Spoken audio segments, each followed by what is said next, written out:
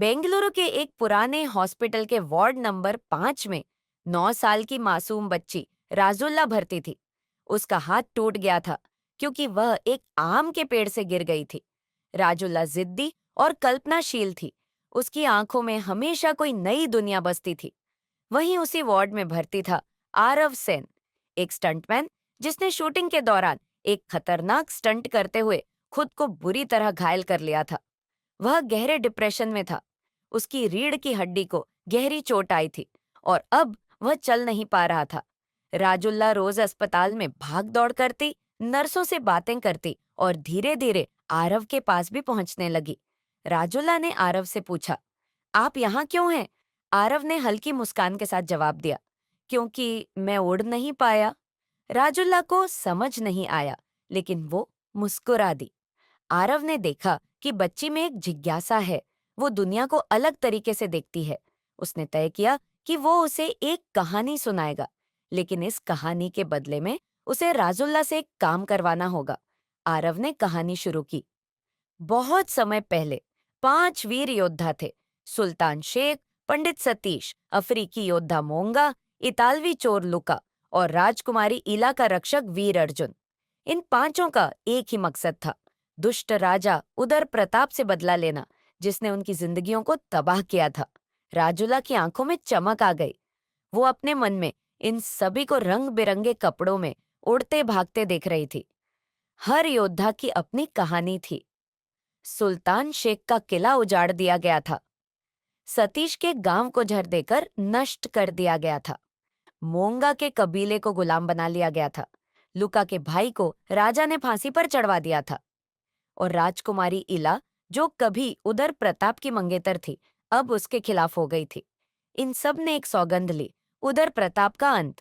राजुल्ला हर रोज आरव से कहानी सुनती। उसकी कल्पना की दुनिया अब असलियत से ज्यादा रंगीन हो गई थी। लेकिन आरव की असली मंशा कुछ और थी। उसने राजुल्ला से कहा, अगर तुम मुझे वो नारंगी शीशी ला दोगी जो नर्स की अलमारी में है, तो मैं तुम्हें अगला हिस्सा सुनाऊंगा। राजुल्ला मासूम थी, उसने मना नहीं किया। उसने हंसते हुए कहा, ठीक है, लेकिन अगली कहानी लंबी होनी चाहिए। राजुल्ला ने अलमारी से नारंगी शीशी चुपके से निकाल ली और आरव को दे दी। आरव ने कहानी का अगला हिस्सा शुरू किया।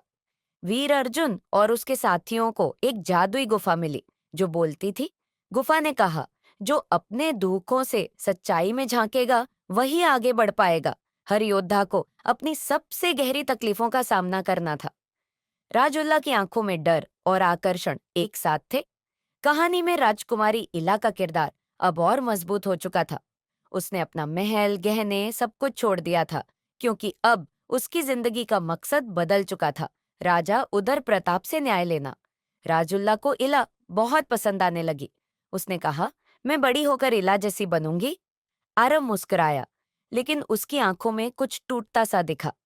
अस्पताल में डॉक्टरों और नर्सों ने आरव पर नजर रखनी शुरू कर दी थी।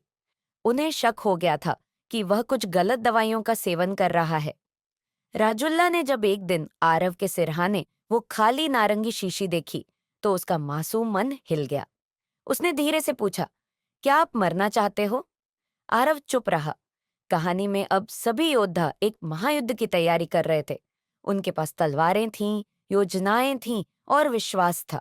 राजुला ने कल्पना की कि वह खुद भी उस युद्ध में शामिल है, एक वीरांगना बनकर। इस बीच डॉक्टरों ने आरव की स्थिति गंभीर बताई और अब उसके कमरे में निगरानी बढ़ा दी गई। आरव ने अंतिम बार कहानी का एक बड़ा मोड़ लाया। एक साजिश थी। उनके अपने साथियों में से एक धोखेबाज था। लूका, जो दिखता था सबसे चंचल और मजाकिया, असल में राजा उदर प्रताप का जासूस निकला। राजुला को झटका लगा। उसने कहा, लूका तो अच्छा था। आरव बोला, कभी कभी अच्छाई का मुखौटा ही सबसे खतरनाक होता है। कहानी में जब सभी योद्धाओं को लुका की सच्चाई पता चली, तो उन्होंने उसे पकड़ लिया, लेकिन राजकुमारी इला ने उसे मारने से मना किया। अगर हम भी निर्दयी हो जाए, तो क्या फर्क रह जाएगा राजा में और हम में? इला ने कहा। राजुला ने सिर हिलाया। वो भी नहीं चाहती थी कि लुका मरे। राजुला ने एक दिन आरव से पूछा, क्या आपकी भी कोई कहानी है? आरव ने चुपचाप खिड़की से बाहर देखा। मैंने जिसे सबसे ज्यादा प्यार किया उसे खो दिया। स्टंट करते वक्त मैं गिरा, पर असल गिरावट तब हुई जब वो मुझे छोड़ गई। यह वो दिन था जब राजूला ने पहली बार आरव को रोते हुए देखा। कहानी में पांचों योद्धा एक रेगिस्तानी किले में पहुंचे, जहां उन्हें एक रहस्यमयी औरत मिली, रेत देवी।